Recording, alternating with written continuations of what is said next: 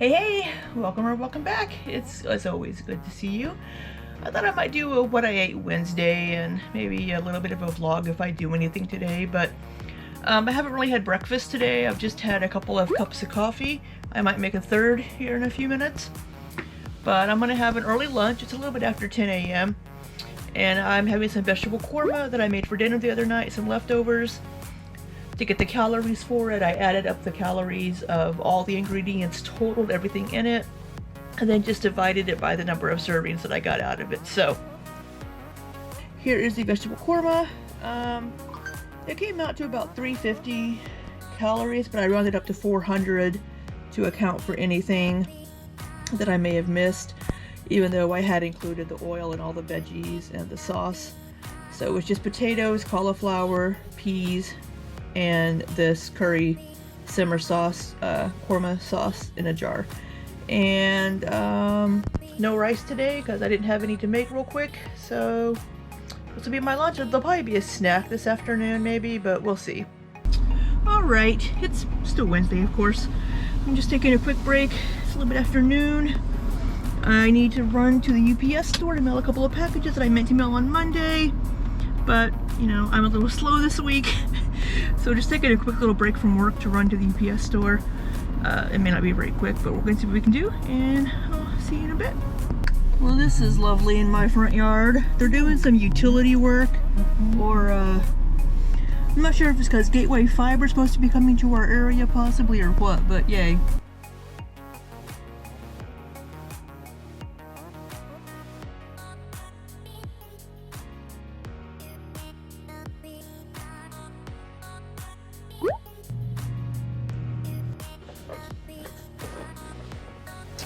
While I'm making dinner, I thought I might, you know, the pizza won't take very long. I thought I might put some Legos together that I got for Christmas.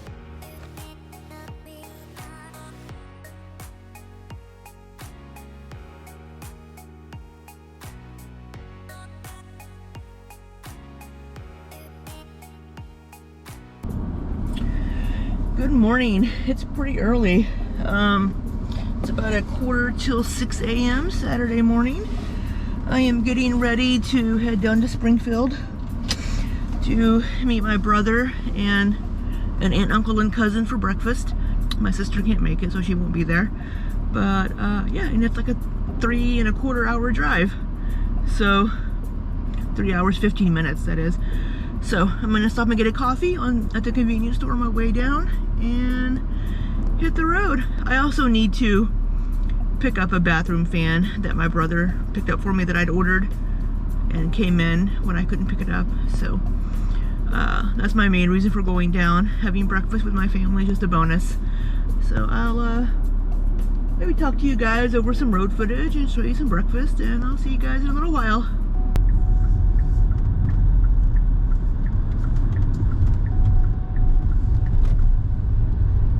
This isn't QT, but this is on my way, so it works.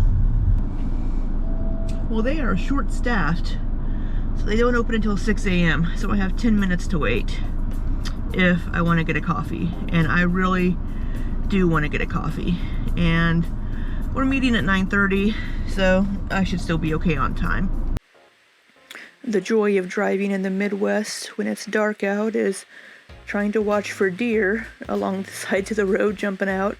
It was also very foggy Saturday morning, as you can see here a little bit, and then here crossing over the Missouri River, I can't even really see the signs along the side of the highway or the bridge telling me to watch for ice, and it's slippery when it's wet and all that jazz.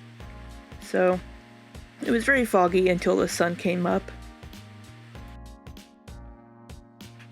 And the sun did come up, and you know, able to see the beautiful landscapes of Missouri along I-44 here. This is just, of course, part of my drive. And I could see that they had gotten some snow a few days before.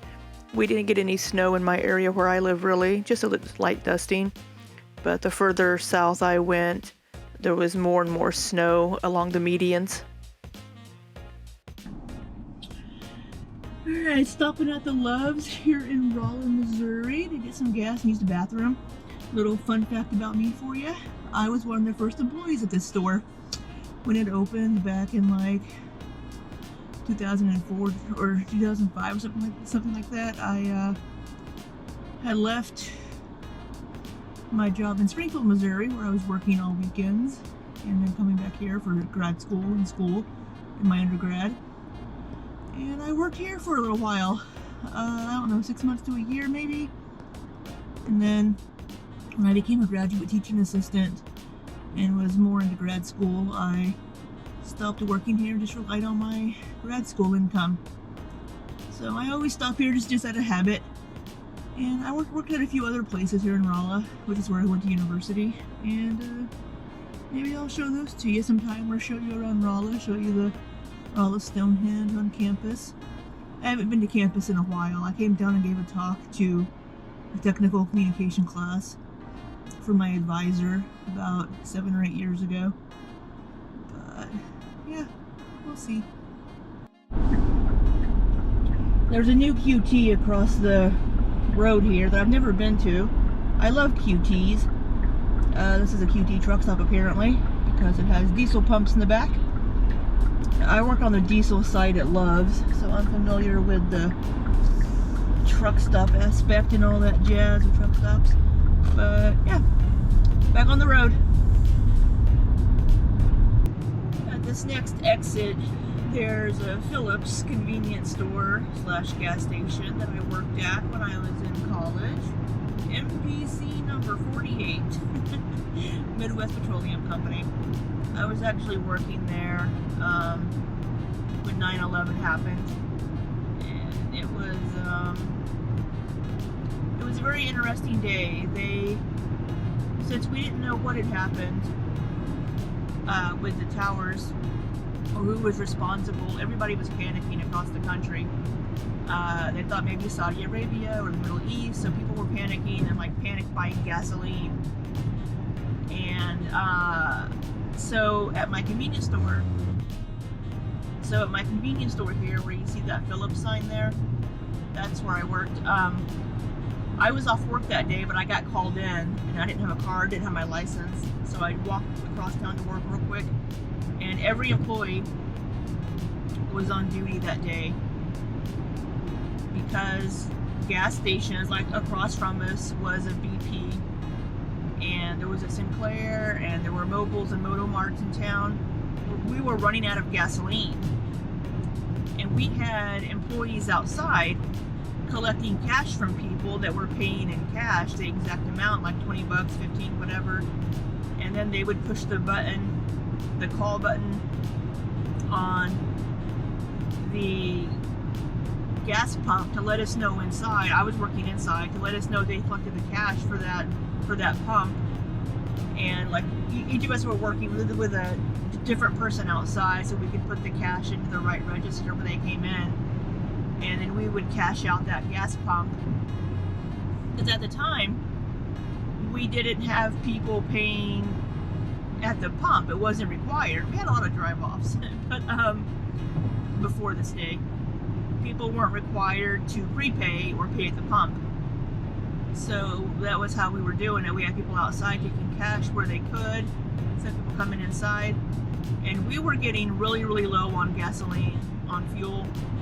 But we had a truck on its way from St. Louis coming down that would be to us in about 45 minutes at this point, and to fill us up.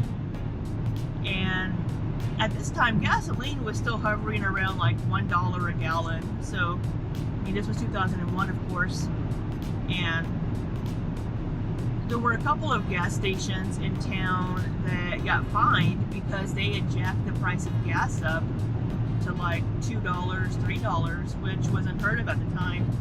And there were several gas stations across the country that got fined for doing so because there was no reason for it.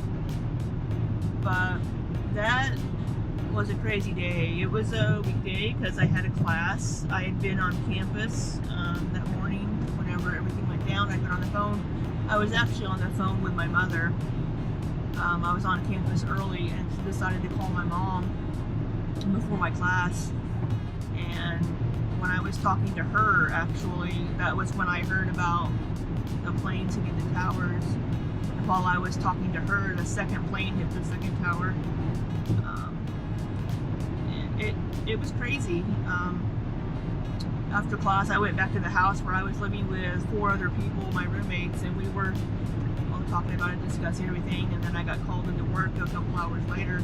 But yeah, so little story for you there while I'm driving. Yeah, I don't know, see you guys in a little while.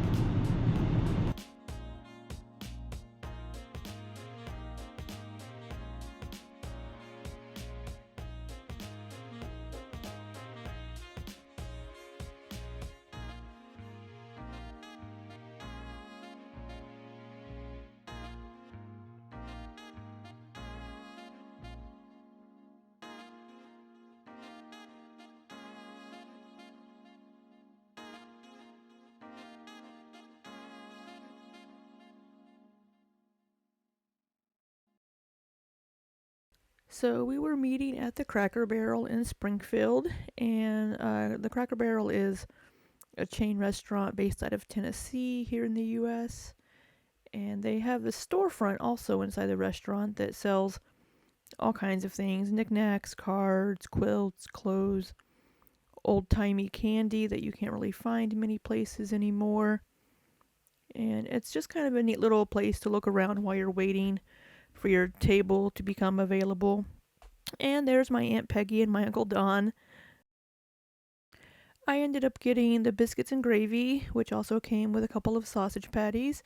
My brother here got a chicken patty with gravy. It was, I think it was called Grandma's something something meal. So after breakfast, it was almost lunchtime. So I ended up going to the mall with my brother and walking around for a while, buying a couple of things. So my trip down to Springfield wouldn't just be breakfast and picking up a fan. So after that, I got ready to head back. Alright, it's about 1:20 p.m. I'm getting ready to head back home. Don't know if I'll get some other videos up today or not, but I might work on getting this video at least edited and uploaded this evening. But time to get back on the road and head back home. I'll get back home about 5 o'clock probably. Close to 5.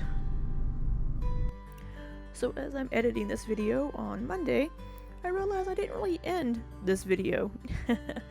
But the weekend was good. It was really good to go out of town to see some family. I'll put some pictures up here from breakfast on Saturday.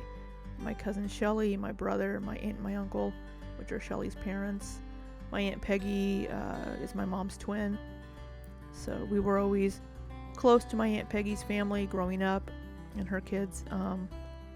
But yeah, Saturday was a good day. It was really good to see some family and just to get out for a bit. But I think that's all I've got for you for this week. Not much really that I recorded, but I hope you've all had a lovely week, and until next time, be safe and take care.